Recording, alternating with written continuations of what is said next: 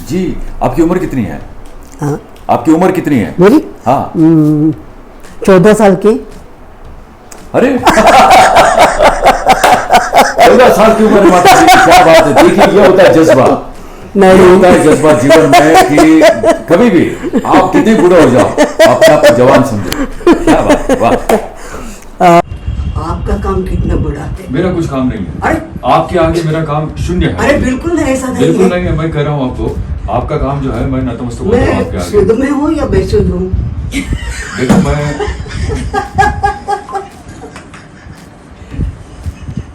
मैंने सपने में नहीं देखा था। क्या बात है, क्या क्या आपसे मुलाकात होगी? क्यों नहीं होगी मुलाकात? ऐसे मैं एक साधारण इंसान हूँ। मुझे थोड़ा सा करो वाटप नहीं है। ऐसा क्यों लगता है आपको? सच क्योंकि नहीं लग रहा सिनेमा में है? चलो डुप्लीकेट ठीक भी है, अभी तक एक होता काम है। करते चलते हैं। अभी समझे आपकी एक्टिंग।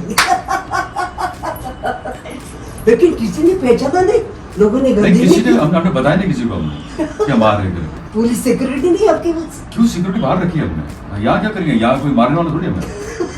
हम माँ से मिलने आए हैं, तो माँ के लिए जरूरी नहीं होता है बेटे के लिए सिक्योरिटी चाहिए। क्यों चाहिए सिक्योरिटी? हमने इनको भी कहा कि आप किसी को मत बताइए। आप नमस्कार करता हूँ देवी और सज्जनों, मैं हूँ शशिकांत पिडवाल और आज मेरे सामने है यशोधरा जी। और ये जो है सैनिकों की माँ करके जानी जाती है।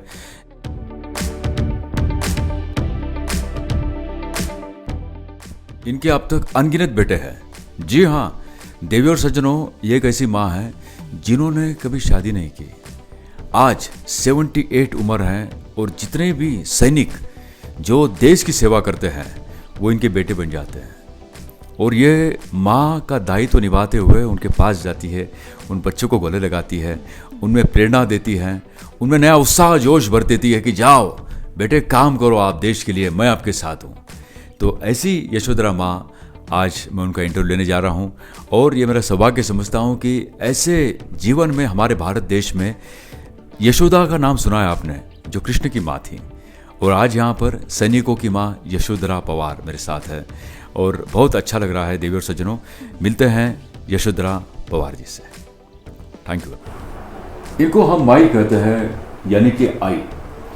और मैं बताना चाहता हूँ देवी और सज्जनों, ये जो माई है ये कई सारे सैनिकों की माँ है। जी हाँ, हमारे देश में जो नौजवान जिनकी तबीयत बिगड़ जाती है या फिर इनको गोली लग जाती है, जब अस्पताल में आ जाते हैं, तकलीफ में होते हैं, तो उनकी जो माई है, ये जो आई है, इनके कई सारे ऐसे बच्चे जवान हैं। कई सारे देश के जो जवान हैं वो उनके बेटे हैं और वो कई सालों से सेवा कर रही है।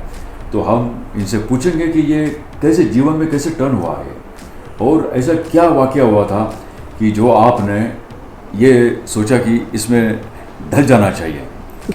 यशोधरा जी, सबसे पहले मैं प्रणाम करता हूँ, मैं नमस्कार करता हूँ आपके सामने। जी, आपका जो कार्य है उसके आगे रियली जितना भी बोला जाए मेरे पास शब्द नहीं है इसके लिए। आप जो कार्य करती हैं, क्या है, भावना ज़्यादा काम करती है ऐसा लगता है मुझे।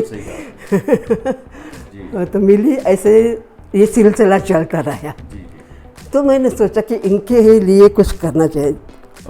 भगवान श्री कृष्ण की माँ को सुना है, उनका भी नाम यशोदा था और आपका भी नाम यशोधरा है, काफ़ी मिलता जुलता है।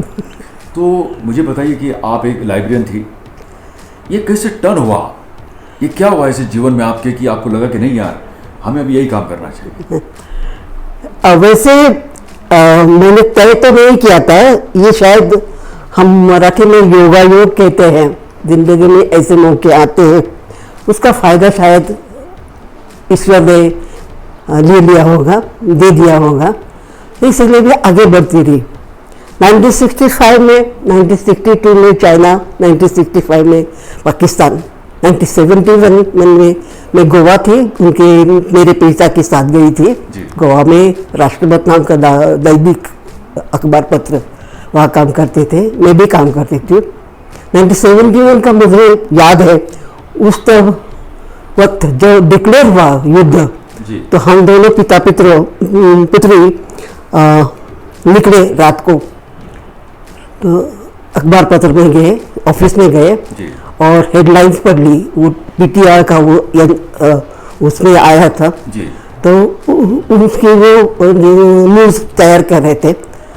तो जो बातें सुन रही थी, वो देख रही थी, तो उसको मुझे बहुत आकर्षण हुआ। 1971 में हमारे सैनिकों ने जो काम किया है वो बहुत अभूतपूर्व है। जी।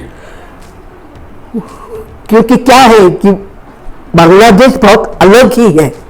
वहाँ की नदियाँ, बड़ी बड़ी नदियाँ, वो जो दलदल कहते हैं, कीचड़ होता है, वहाँ उन्होंने सिर्फ बिना जूते पहन के, इवन वो लुंगी पहन के उन्होंने काम किया है। जी। और बड़े अफसर थे वहाँ पे, बड़े बड़े अफसर थे, जैसे मानेक शाह वगैरह उन्होंने काम किया है। जी। उनके साथ लड़ाई लड़ना हुई आसान बात नहीं थी। वो जब मुझे आकर्षण निर्माण हो, वो धीरे धीरे पनप होगा। वो सर्विस कर रही थी, वो छोटा थोड़ा पीछे हट गया। जी। लेकिन लाइब्रेरी में किताबें थी और पढ़ रही थी। अभी रिटायर होने के बाद जो पुलवामा का अभी जो इंसिडेंट हो गया, उससे मैं बहुत ही, और उन औरतों से मैं मिली हूँ। क्या बात है। हो जो अबोली मोरकर जी, तृप्ति शशिधरन और कौस्तुभ राणे। कौस्तुभ राणे की जी पत्नी है कनिका राणे, अब बहुत बड़ी अफसर हो गई हमारे सैनिक की। क्या बात है। वाह। बहुत बहुत जिद्दी है। क्या बात। वो अपने पति का काम पूर्ण करेगी। ये कहाँ की है? ये कहाँ रहती है? ये पुणे में ही है? नहीं, वो बम्बई में, मुंबई में। जी। और ये तृप्ति है, वो पुणे में। उनका एक ये विशेषता कहूँ या न कहूँ, मेरी समझ में आ रहे है कि वो व्हील चेयर में है, लेकिन शशिधर ने उनसे विवाह किया। जी। लेकिन वो चले गए। अबोली मोरकर भी आई थी मेरे पास। प्रफुल्ल मोरकर, उनका पति, वो भी चला गया अपने शत्रु से लड़के लड़के। बहुत कम उम्र में किए वो लड़के। 10वीं सीखते हैं, उसके बाद उनको आगे पढ़ाई नहीं कर सकते। लेकिन क्या होता है कि ये घूमते रहते हैं, उनकी संगत अच्छी नहीं होती है ना। गलत तो गलत हाँ, एक बैकग्राउंड मिल जाता है, हाँ, संगत मिल जाती वो, है। और जो चीज़ उनको नहीं मिल रहे उसको हासिल करना, जैसे तैसे हासिल करना, लोगों को मारना, ये चल रहा है। ये ऐसे में जवान देखती हूँ तो बहुत बुरा लगता है। लेकिन वहाँ जाए तो 3 साल में कुछ बन सकते। बिल्कुल। हाँ, उसके बाद कंपनी में काम कर सकते, काम करते करते देश का भी नाम कमा सकते हैं, आपको देश को आगे बढ़ा सकते हैं, है ना। इसलिए उनका भी व्यक्तित्व जनता हो सकता है, देश का भी होता है, अपने माँ बाप के नाम में हो सकते हैं। इसीलिए मुझे लगता है कि ये यूथ, आज का यूथ ये काम कर सकता है। इसलिए वो प्रेरणा बन गई।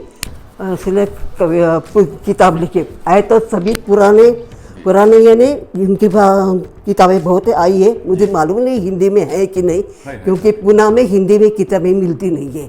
अच्छा। हाँ, मैंने बहुत ढूंढा। अच्छा। क्या मैंने वहाँ पे देखा, लेकिन हिंदी में कोई भी किताब नहीं।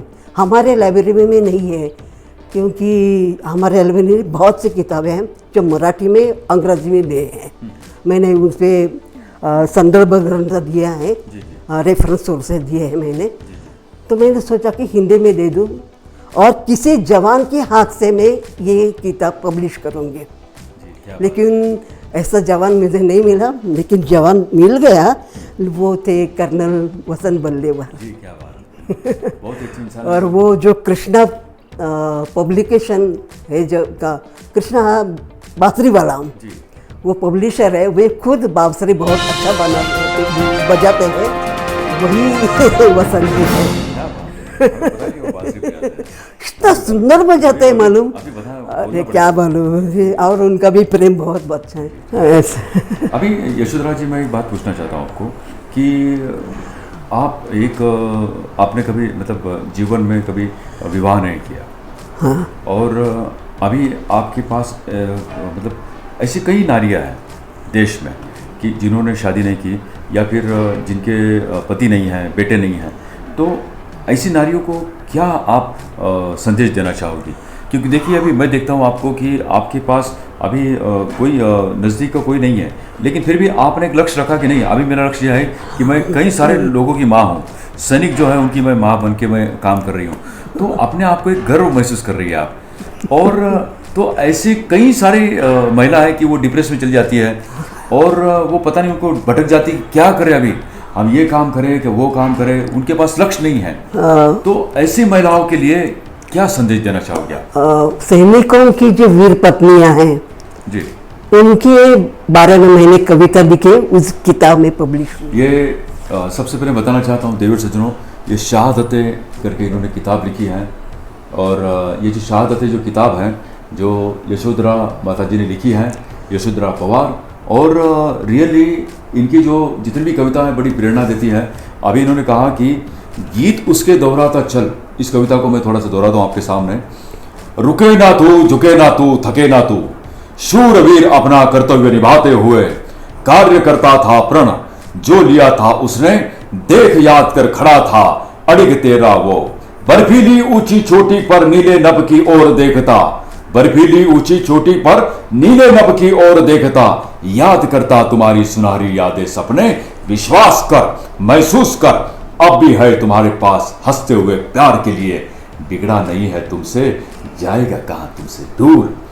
आओ आंसुओं का झरना रोक दे, नहीं था यह उसका विचार, कहना बोलना कोई भी तुम्हें टोकता नहीं सकता, गर्व के साथ उसका अपना लक्ष्य देख, यही है तेरा धर्म, यही है तेरा कर्म, चलती रहे हाथों के लिए, दिव्य प्रकाश का जिसमें है प्रतिमा उसकी, दिखा दे रास्ता औरों की जो भटकती रही है दुख की धनी, अंधियारों में नाम करना है रोशन उसके साथ अपना और मातृभूमि का, गीत उसके दोहराती चल, रुके ना तू, झुके ना तू, थके ना तू। क्या बात। और दूसरी कविता है जो उन्हें भी कहा था। जी, क्या बात, बड़ी अच्छी कविता है।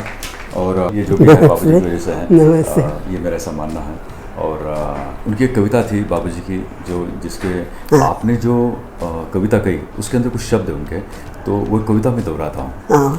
अग्निपथ अग्निपथ अग्निपथ, मुझे वो कविता याद आ रही थी। एक पत्र छावे मांग मत, मांग मत, मांग मत, कर शपथ कर शपथ कर शपथ, तू न रुकेगा कभी, तू न झुकेगा कभी, तू न मुड़ेगा कभी, कर शपथ कर शपथ कर शपथ। और जवानी को 12 महीने कविता लिखी है उसमें जी, कि तू वहाँ अकेला काम करता है, कैसे काम करता है, कोई भी हो जो चॉपर में ये करता हो, कोई विमान उड़ाता हो, हवाई जहाज उड़ाता हो ऐसे, और कोई डॉक्टर भी काम करता हो जो अस्पताल में भर्ती हो गया हो, वो चिंता मत करो, चिंता उनकी मैं करूंगी, तुम आगे बढ़। बस मतलब चिंता करने की माँ है, सिर्फ बच्चों ने सिर्फ आगे बढ़ना चाहिए, ये कहना है माँ जी।